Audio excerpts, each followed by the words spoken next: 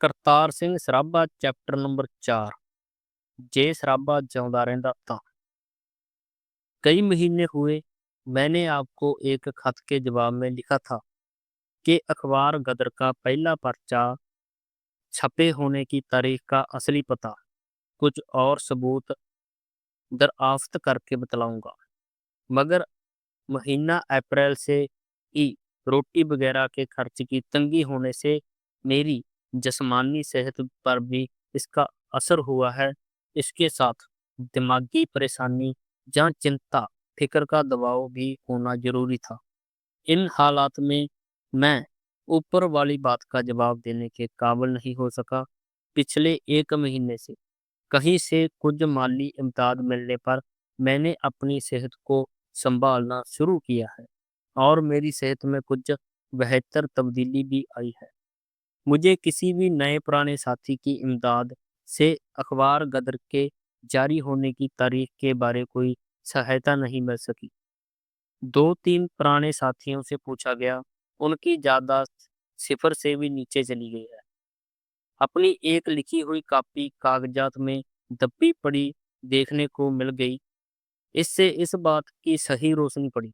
अखबार गदर का पहला पर्चा उर्दू में 4 अक्टूबर 1913 को जारी हुआ।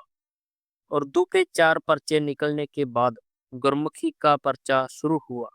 मुझे ये बात अच्छी तरह याद है कि ब्रांचों में पहला और दूसरा उर्दू पर्चा पहुंचने पर कम तादाद पर मिलने पश्चात उसकी तादाद में इजाफा की मांग की बाबत दफ्तर को ब्रांचों की तरफ से चिट्ठियां भेजी गई।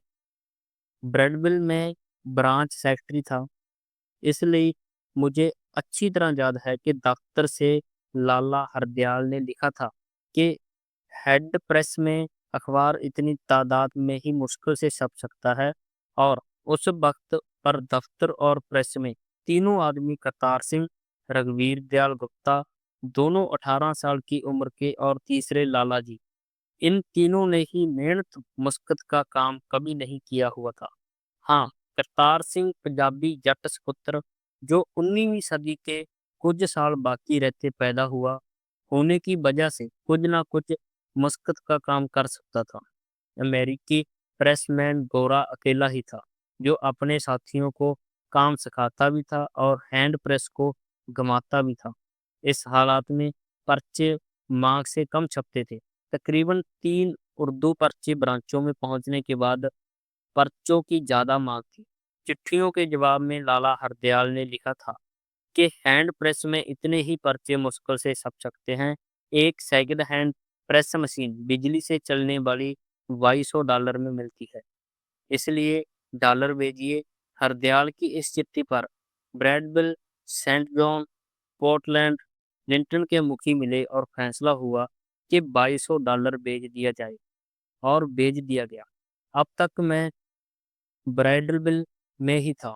उर्दू का चौथा पर्चा मुझे ब्राइडलविल में ही मिला था। अब तक का मशीन प्रेस लगा था, ना गुरमुखी का पर्चा छपा था। मुझे प्रेसिडेंट पार्टी का खत अक्टूबर के आखिरी हफ्ता में मिला था, जिसमें मेरे लिए हुक्म था कि मैं अपना काम फौरन छोड़ के सैन फ्रांसिस्को चला जाऊं। मुझे अपने खुद किए हुए इकरार के मुताबिक ये बात माननी थी, इसलिए 1 नवंबर 1913 को अपना काम छोड़कर ब्राइड लेवल में चला गया। मेरे वहां पहुंचने पर प्रेस मशीन फिट हो चुकी थी। गुरमुखी का पहला पर्चा मेरे वहां पहुंचने पर छाया हुआ था। उस पहले पर्चे में करतार सिंह ने पुरानी मशहूर पंजाबी नज़म पगड़ी संभाल जट्टा लिखी थी। पहले छपने वाले उर्दू पर्चों में लाला हरदयाल के इंतजाम से देशभक्ति की नज़म छप जाती रही थी। करतार सिंह को ये ख्याल पैदा हुआ था कि पंजाबी पर्चे में पंजाबी नज़म भी होनी चाहिए। ये नज़म उसे जवानी याद थी और ये पहले पर्चे में छपी थी, और गुरमुखी का पहला पर्चा मेरे सैन फ्रांसिस्को पहुंचने पर मेरी मौजूदगी में मशीन प्रेस पर छापा था। दूसरा सबूत, महीना नवंबर, गदर का पर्चा छपने की तारीख 22 नवंबर आती थी। मेरी मौजूदगी में लाला हरदयाल ने ये तजवीज़ बतलाई कि 22 नवंबर को छाया होने वाले पर्चे की तारीख तब्दील करके 20 नवंबर को कर देनी चाहिए, क्योंकि 20 नवंबर 1912 को दिल्ली लॉर्ड हार्डिंग पर हिंदुस्तानी देशभक्तों ने बम फेंका था।